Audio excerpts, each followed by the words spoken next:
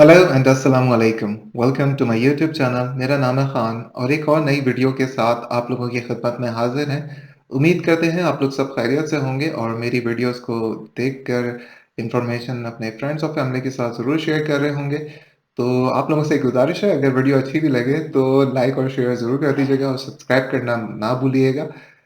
तो जैसे कि आज आप लोगों ने वीडियो का कैप्शन देख ही लिया है, ये जो है आज हम बात करने वाले हैं पुर्तगाल के आर्टिकल्स के हवाले से, यानी कि आर्टिकल 88 और 89 के हवाले से।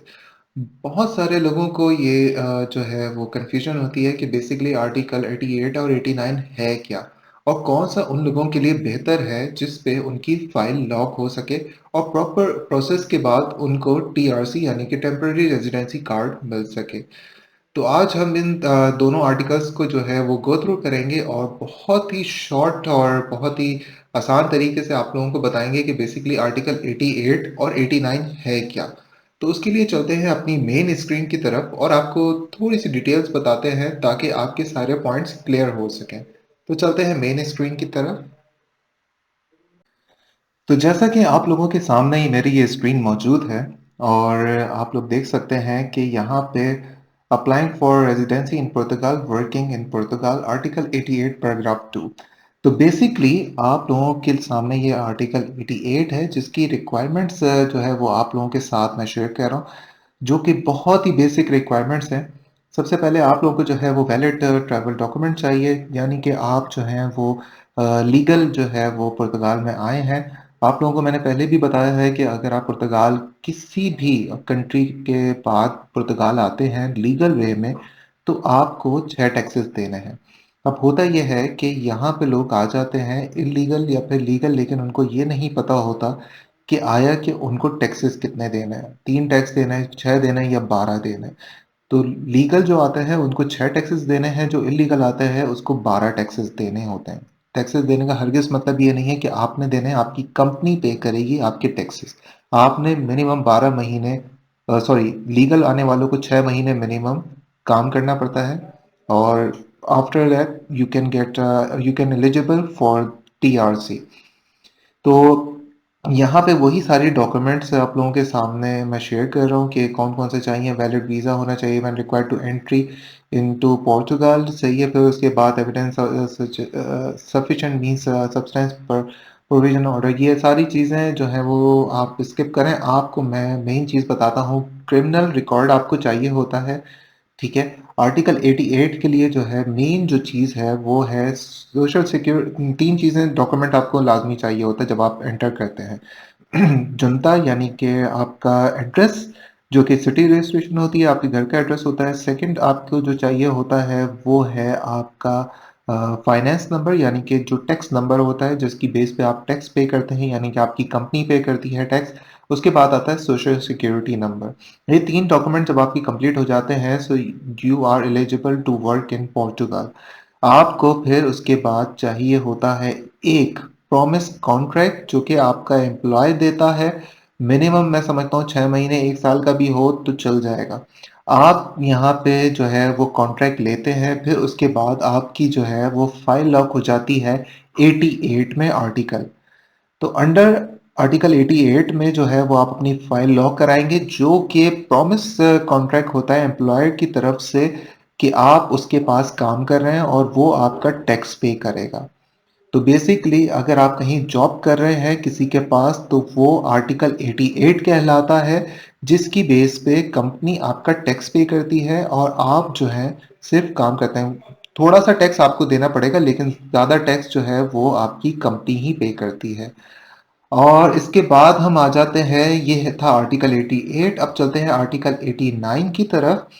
आर्टिकल 89 बेसिकली जो है वो है एम्प्लॉयमेंट, यानी कि सेल्फ एम्प्लॉयड कॉन्ट्रैक्ट, यानी कि सेल्फ एम्प्लॉयड आपने जो है वो अपनी एक्टिविटी एक खुलवानी पड़ती है, यानी कि जब आप फाइनेंस और ये 3 डॉक्यूमेंट जो मैंने आपको बताए हैं कि आपका जो है जुनता बन जाता है, यानी कि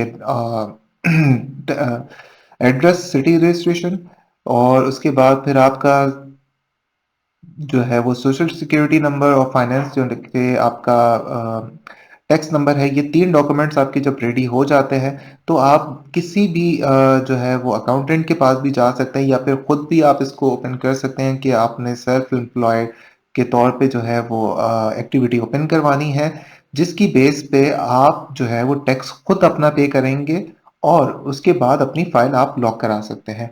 ये सारी डॉक्यूमेंटेशन जो इनिशियली आपको चाहिए होती हैं, वो मैंने आपको 3 डॉक्यूमेंट पहले बताए कि 3 कौन से मेजर डॉक्यूमेंट्स हैं। फिर उसके बाद आप लोगों को जो है वो यहाँ पे चाहिए होता है एविडेंस एप्लीकेंट का टू अकोमोडेशन, अच्छा ये सारी चीज़ें वही हैं। आपने कुछ इतना कोई ख़ास नहीं करना, बस खाली आपको जो है वो अपनी एक्टिविटी यहाँ पे ओपन करनी है और आपको एक और आईडी नंबर मिल जाएगा। उसकी बेस पे आप क्या काम करना चाहते हैं वो आपने जो है उस पे शो करना है कि कौन सा काम करना चाहते हैं। आया कि आप कोई कुकिंग का काम करना चाहते हैं या फिर कोई आप टीचिंग का काम कर रहे हैं या फिर किसी भी तरह की आप सर्विसेज प्रोवाइड कर रहे हैं। So you just mention into when you open the activity, जब आप अपनी एक्टिविटी खुलवाते हैं, ये सारी चीज़ें मेंशन करने के बाद आपकी एक्टिविटी खुल जाती है। आपने हर 3 महीने के बाद अपना टैक्स डिक्लेयर करना होता है कि मैंने फॉर एग्जांपल काम किया है 3,000 यूरो का, तो 3,000 यूरो का अगर मैंने काम किया है तो उसके ऊपर 23% टैक्स है। और सालाना अगर आप 7,000 का काम करते हैं तो मिनिमम आपको 23% टैक्स देना है। ज़्यादा से ज़्यादा जो है वो इनका टैक्स होता है 45% तक। जितना ज़्यादा आप करते रहेंगे उतने ज़्यादा आपकी परसेंटेज बढ़ती रहेगी, उस हिसाब से आपको टैक्स पे करना पड़ेगा। तो ये जो है मैंने आपको डिटेल्स बता दी हैं। आर्टिकल 88 में आप अपने एम्प्लॉयर से कॉन्ट्रैक्ट लेते हैं और आर्टिकल 89 में जो है वो आप अपना कोई भी काम कर सकते हैं। आप डिलीवरी का काम कर रहे हैं, आप उसमें शो कर दें कि भाई मैं डिलीवरी का काम करना चाह रहा हूँ और उसकी बिना पे जो भी इनकम आएगी मैं उस पर टैक्स पे करूंगा। तो ये थोड़ा सा डिफरेंस है दोनों में जो मैंने आपको बता दिया। आप दोनों में फाइल लॉक करवा के आर्टिकल 89 में भी आप फाइल लॉक करवा के जो है वो कार्ड हासिल कर सकते हैं। तो उम्मीद करते हैं आपको ये पॉइंट्स क्लियर हो चुके होंगे। अगर आप तो फैमिली के साथ हैं या अलग हैं, दोनों सूरतों में ये आर्टिकल्स आपको कार्ड दिलवाने में मदद करते हैं। और उसके अलावा अगर किसी को ये लगता है कि आर्टिकल 89 में जो है वो कार्ड नहीं मिलता तो ये उसकी भूल है, क्योंकि आर्टिकल 88 है उसी तरह आर्टिकल 89 भी है। उसमें सिर्फ और सिर्फ फ़र्क ये है कि आपने खुद से अपना टैक्स देना है। आपकी फैमिली अगर यहाँ पर नहीं है वो आर्टिकल 89 में भी जो है वो पुर्तगाल आ सकती है और उनको भी कार्ड मिलने के बाद वो भी पीआर अप्लाई कर सकते हैं और इसी तरह वो एलिजिबल हो जाएंगे पासपोर्ट के लिए। तो उम्मीद करते हैं आप लोगों को ये इन्फॉर्मेशन अच्छी लगी होगी और आपके पॉइंट्स भी क्लियर हो चुके होंगे। वीडियो अच्छी लगी हो तो लाइक और शेयर ज़रूर कर दीजिएगा और अपने फ्रेंड्स और फैमिली के साथ ज़रूर शेयर कीजिएगा।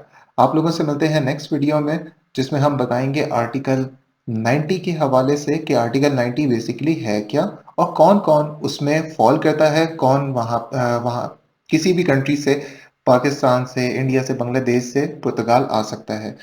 तो मिलते हैं नेक्स्ट वीडियो में। टिल देन अपना बहुत सारा ख्याल रखिएगा। Take care. अल्लाह हाफिज। Bye bye.